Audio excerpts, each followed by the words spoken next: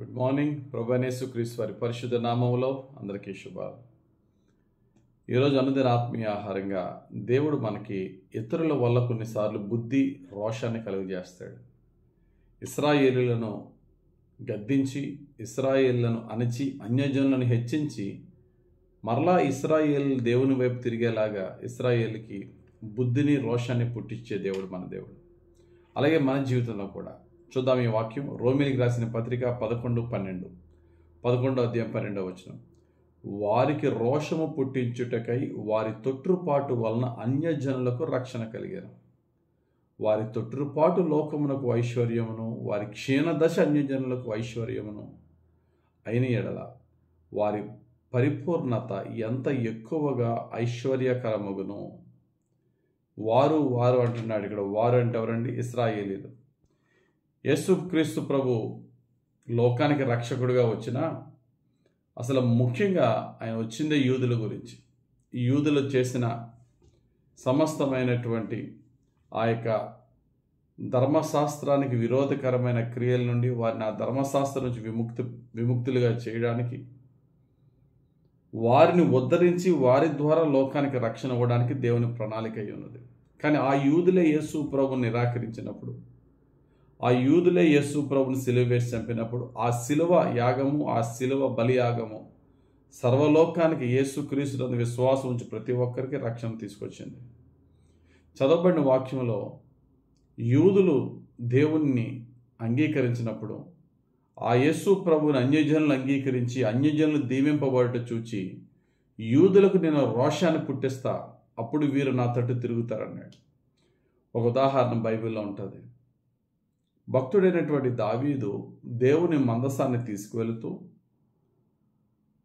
ఆ యొక్క నిబంధన మందసాన్ని తీసుకెళ్తున్న దారిలో ఎద్దుల బండి మీద తీసుకువెళ్తున్నప్పుడు కొంచెం ఆ ఎద్దుల బండిలాగా టిల్ట్ అయినప్పుడు వచ్చా ఆపుదామని చెప్పి ట్రై చేశాడు. కానీ దేవుని శిక్షకు గురయ్యి చనిపోయాడు అక్కడే. దావీదు భయపడుతున్నాడు. భయపడి దేవుని మందసాన్ని నడి రోడ్డు మీద వదిలేశాడు. ఇంకా ఈ దారిలో ఎంతమంది చనిపోతామా తీసుకువెళ్తే, దేవుని యొక్క ఉగ్రత ఎవరి మీదకి వస్తుందని భయపడ్డాడు. కానీ ఒబేదిదోము ఆ మందసాన్ని తీసుకుని ఇంట్లో పెట్టుకున్నాడు 3 నెలలు. ఒబేదిదోము దేవుని మందసాన్ని జాగ్రత్తగా భక్తి శ్రద్ధలతో తన ఇంట్లో పెట్టుకున్నందుకు దేవుడు ఒబేదిదోమును, తన కుటుంబాన్ని, తన పొలాన్ని, తన ఇంటిల్లపాది సమస్తాన్ని ఆశీర్వదించాడు అనే సత్యాన్ని దావీదు తెలుసుకుని, నేను ఎంత గొప్ప ఆశీర్వాదాన్ని నేను ఎలా మిస్ అయిపోయానని చెప్పి బుద్ధి తెచ్చుకొని, రోషం తెచ్చుకొని, అసూయపడి నేను ఎందుకు ఆశీర్వాదాలు పోగొట్టుకుంటానని చెప్పి ఇంకా భక్తిగా, ఇంకా భయభక్తులతో దేవుని మందసాన్ని తీసుకువెళ్ళాడు. గమనించండి, దావీదుకి బుద్ధి చెప్పడానికి దేవుడు ఒబేదిదోముని దీవించాడు. దావీదులో రోషాన్ని పుట్టించడానికి దేవుడు ఒబేదిదోము యొక్క సమస్తాన్ని చాలా విజిబుల్గా అందరికీ కనబడేలాగా హెచ్చించి ఆశీర్వదించాడు. కొన్నిసార్లు దేవుని బిడలము, దేవుని చేత ఏర్పరచబడిన మనము కొన్ని విషయాల్లో దేవుని కృపని టేక్ ఇట్ ఫర్ గ్రాంటెడ్గా తీసుకుంటాం. దేవుడు మమ్మల్ని దీవిస్తాడండి, ఆయన దయ మా మీద ఉందండి, ఆయన కృప మాకు తోడుగా ఉందండి, మేమన్నీ ఏం చేసినా చెల్లుతుందండి అన్నట్టుగా మనం ఒక్కొక్కసారి దేవుని కృపను చాలా చీప్గా మనం తీసుకుంటున్నప్పుడు, దేవుడు మనకు బుద్ధి చెప్పడానికి, మనకి ఆయన కృప దూరం చేసి అన్యజనులకు ఆ కృపనిచ్చి వారిని హెచ్చించినప్పుడు దేవుడు మనకు బుద్ధి రప్పించేలా చేస్తాడు.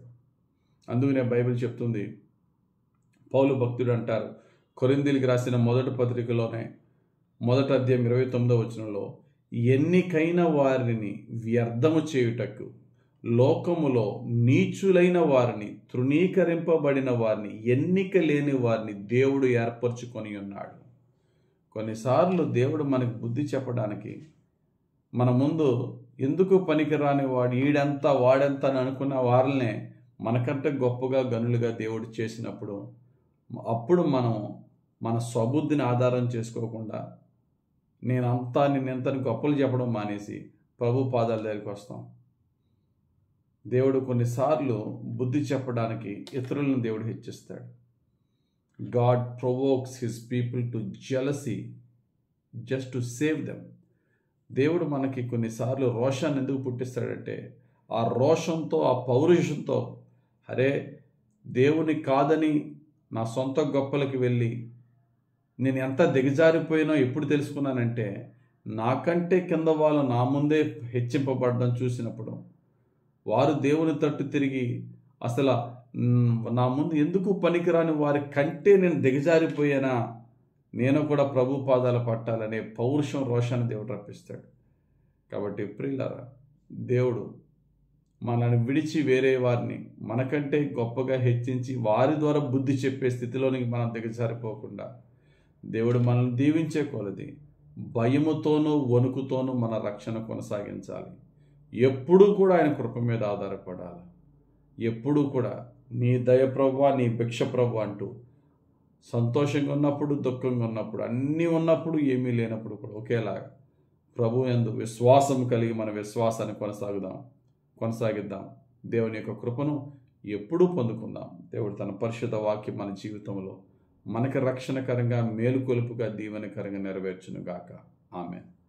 మహిమగల తండ్రి, ఇచ్చిన వాక్యం బట్టి నీకు స్తోత్రాలు. ధ్యానించిన వాక్య ప్రకారంగా కొన్ని సందర్భాల్లో మాకు బుద్ధి చెప్పడానికి, అయ్యా మాకంటే చిన్నవారిని, మాకంటే తక్కువ చదువుకున్న వారిని, తక్కువ జ్ఞానవంతులను, ఒకప్పుడు మేమే వారిని తృణీకరించిన వారిని మాకంటే గనులుగా చేసి మాకు బుద్ధి చెప్తున్నావు.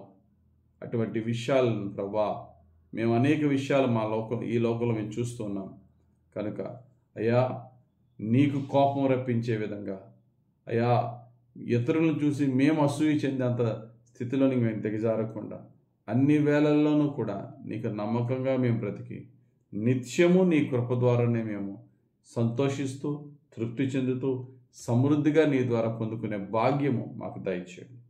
ఈరోజు ఇచ్చిన వాక్యము మాకు మేలుకొలుపుగా, అన్ని వేళలా మీకు బహునమ్మకంగా బ్రతికి నిత్యము నీ కృప పొందుకునే భాగ్యం మాకు దయచేయమని కృపగల దేవుడని యేసుక్రీస్తు వారి పరిశుద్ధ నామములో ప్రార్థించి వేడుకొంచున్నాం తండ్రి.